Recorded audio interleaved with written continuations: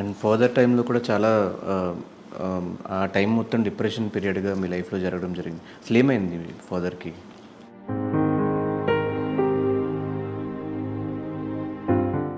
ఎవరికి తెలియదు ధనుష్ బాధ.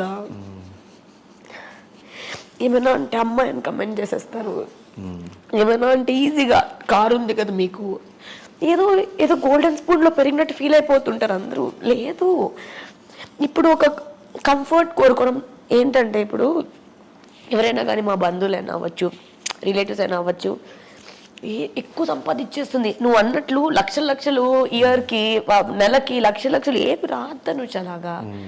అంత లక్షల లక్షలే వచ్చి నింటే ఇప్పటికీ అమెరికాకు తీసుకెళ్ళి మా డాడీని ఇంకేందో ట్రీట్మెంట్ చేయించుండే దాన్నేమో నేను.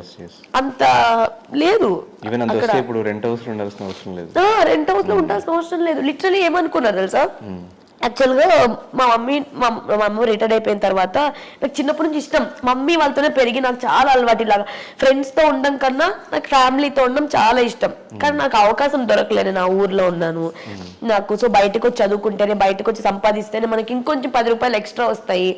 ఎందుకంటే చిన్నప్పుడు నేను పుట్టగానే మా నాన్న జాబ్ మానేశారు, 2 అమ్మాయిలం, మా మమ్మీ గవర్నమెంట్ ఎంప్లాయ్, మా మమ్మీ మానేయలే కదా.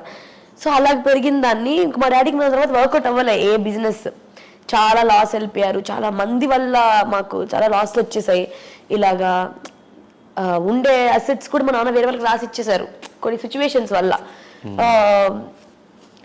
సో ఎప్పుడు అంత మనీ డబ్బులు సంపాదించాలి అని ఏం లేదు కదా, ఎందుకంటే అట్లా పెంచలేదు మా డాడీ. ఇట్లా గౌరవంగా పెరగాలి, మనకి నచ్చింది చెయ్యాలి, మనకి ఎవరికి మన వల్ల ఎవరికి ఇబ్బంది రాకూడదు, మన వల్ల మనం ఒకరి వల్ల ఇబ్బంది పడకూడదు. దేవుడు ఉన్నాడు, హీ ఆల్వేస్ సేస్ దట్ దేవుడు ఉన్నాడు, ఆరోగ్యమే మహాభాగ్యం. అది కూడా ఆయన ఎప్పుడు చెప్పేవాళ్ళు నవ్వుతూనే. చిన్నప్పటి నుంచి మా నాన్న నన్ను అరిచిన సిచ్యువేషన్ కూడా నాకు, అంటే ఒక డాడీ వాళ్ళు కోప్పడితే ఎలా ఉంటుంది కూడా నాకు తెలీదు. ఇప్పుడు ఎవరన్నా ఒక మనిషి అబ్బాయి నా మీద కోప్పడితే కూడా అది నాకు కొత్తగా, అంటే ఇట్ విల్ బి నాకు చాలా పెద్దగా అనిపిస్తుంది. నాకు అసలు తెలియదు నాకు ఎప్పుడు. మమ్మీ ఘోరం కొట్టేది కానీ వేరే విషయం, బట్ డాడీ విషయంలో తెలియదు. అండ్ డాడీ ఏంటంటే, నేను 7th క్లాస్లో ఉండేదాకా నాకు స్కూల్కి వచ్చి అన్నం తినిపించేవాళ్ళు. ఫుల్ డాడీ కూర్చి నేను ఇట్లా చిన్నప్పటి నుంచి. మళ్ళీ ఫ్రీడమ్ ఉంటుండే. అబ్బాయిలాగే ఇక పండోడా అని పిలిచేవాళ్ళు, అమ్మాయిలాగా లేదు, పండోడు నా కొడుకు, పండోడు అనేవాళ్ళు. సో చిన్నప్పటి నుంచి డాడీని అంత హెల్తీగా చూసి, ఒక హాస్పిటల్కి వెళ్ళి చూడలేదు. ప్రతి దాంట్లో ఒక ఫీవర్ వచ్చినా కానీ నాకేం కాదు, తగ్గిపోతుంది పండోడ, నాకేం కాదని చెప్పి ఆయన ఇలాగ సడన్ గా లాస్ట్ డేస్ లో కూడా ఒక వీడియో చూసా, చాలా యాక్టివ్ గా ఉన్నారు ఆయన. మా నాన్న చనిపోయేక ముందు వీడియో కాల్ చేసి ఉండే నాకు. మా అక్క చనిపోతారని తెలియదు మాకు, నార్మల్గా పండుతో మాట్లాడాలి అని చెప్పారంట. December 31st నేను హైదరాబాద్లో ఉండే, ఎందుకంటే 2nd నాకు ఒక ఈవెంట్ ఉంది. సో చేసి వెళ్దాంలే, ఎందుకంటే వచ్చితే ఈవెంట్లు జరిగేది అప్పుడప్పుడు, కొంచెం డబ్బులు వస్తుంది కదా, అవసరం ఉంటుంది, ఖర్చు ఉంటుంది. ఎందుకంటే ఇక్కడ రెంట్ పే చేస్తున్నాము, తిరుపతిలో రెంట్ పే చేస్తున్నాము. కానీ అందరూ ఏమనుకున్నాడు, తిరుపతిలో మేము ఇల్లు కొనేసుకున్నాం అనుకున్నారు అందరూ. డీలో కనిపించేస్తుంది పండు, కారు కొనేసింది పండు. నేను ఎందుకు కారు కొన్నాను, ఎందుకు ఇవన్నీ అని ఎవరికి తెలియదు, ఎందుకంటే మాకు ఈఎంఐస్ కట్టుకోరు కదా. ఇవన్నీ వాళ్ళకి ఆశలు, కొన్ని ఆశలు ఉంటాయి చిన్నప్పటి నుంచి, అవి ఎవరికి తెలియదు. సో అంత హెల్తీగా చూసిన ఆయన్ని సడన్ గా మా అక్క శ్రీమంతం రోజు నేను వెళ్ళాను. అప్పటికి ఇంకా 2 డేస్లో నాకు షూట్ ఉంది మళ్ళీ వెళ్ళగానే మా నాన్న చాలా వీక్గా కనిపించారు. దాని నెక్స్ట్ డే తెలిసింది ఏంటంటే ఆయనకి క్యాన్సర్ అని. అప్పటి వరకు నాకు తెలియగానే షాక్, తెలియగానే 3rd stage సంథింగ్.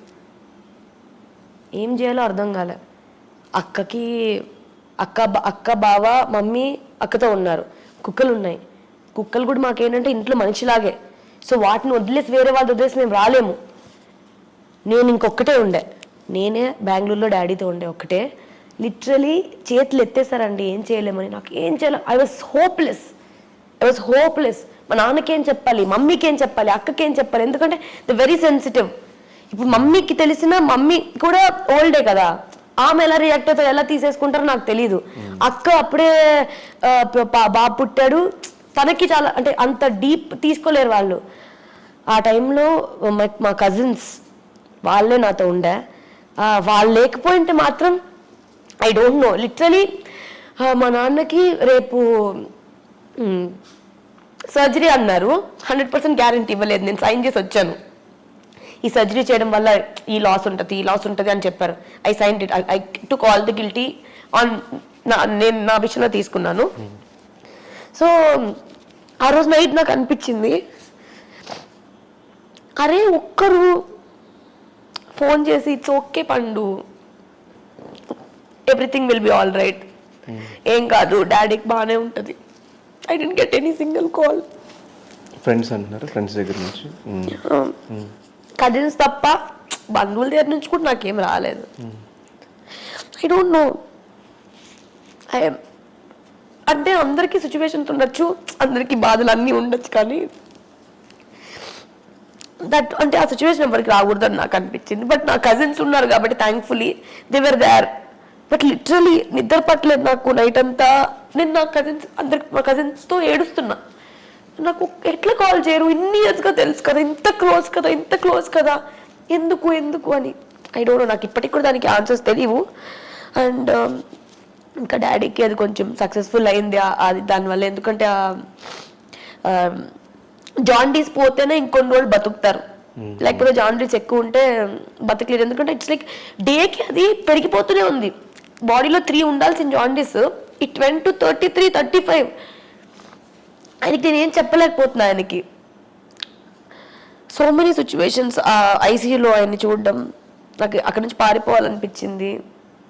నాకు అసలు ఇదంతా మా అమ్మోళ్ళకి తెలుసా కూడా నాకు తెలియదు, నేను ఎప్పుడు షేర్ కూడా చేసుకోలేదు యాక్చువల్గా. అందుకే మేబీ మీరు అనగానే ఏర్పు వచ్చిందేమో. కానీ I always be like you know, when somebody says sorry daddy చనిపోయారు, I was like okay I'm always like that, because I don't want to. ఏమవుతుంది ఏడ్చినంత మాత్రం, ఆ సిచ్యువేషన్స్ అయితే పోదు, తిరిగి అయితే రాదు కదా. 31st నైట్ చనిపోవడం అనేది నాకు బస్సులు దొరకకుండా, ఫ్లైట్లు దొరకకుండా, నా కారు లేకుండా, ఇక్కడ ఎవ్వరు లేకుండా, ఇంకా చెప్తూనే ఉంటారేమో మీకు. అసలు అంటే ఎవ్రీ మూమెంట్ నేను చూసింది, ఎవ్రీ ఇది, అంటే వాళ్ళందరికీ నేను సోషల్ మీడియాలో ఏం చూపిస్తానో తెలుసు వాళ్ళకి. Nobody knows what is happening. మా నాన్నకి హెల్త్ బాగాలేని టైంలో కూడా I was posting different things.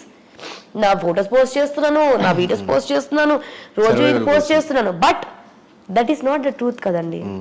Social media, Instagrammer అనేది ఏంటి, you should entertain your fans. నా డిప్రెషన్ని వాళ్ళ మీద పెట్టకూడదు. నేను దాన్ని ఏమంటారు, ఎప్పుడు హ్యాపీగానే చూపించాలని అనుకోను, కానీ I always want that you should spread positivity అనేదే నా ఫీలింగ్. అంతే. అంటే చెప్పినంత మాత్రాన ఏం మారిపోవు, ఏమి అటు ఇటు అయిపోయి మిరాకిల్స్ అయితే జరిగిపోవు కదా. ఇంకా ఆ తర్వాత నేను ఒక్కసారి పోస్ట్ చేశాను, దీనికి ఇంత నెగిటివిటీ ఏంటి, ఆ నెగిటివిటీ కాకుండా ఇంకా అందరూ ఇంకా కింద కమెంట్స్, ఎన్ని కమెంట్స్ అంటే డాడీతో పోస్ట్ పెట్టిన కమెంట్స్ అసలు అన్నీ. బట్ నేను ఇంకా పట్టించుకోలే. ఇంకా దాని తర్వాత నేను లైట్ తీసుకున్నా, బికమ్ వెరీ హార్ట్లెస్ పర్సన్ లాగా తయారయ్యా కొన్ని రోజులు.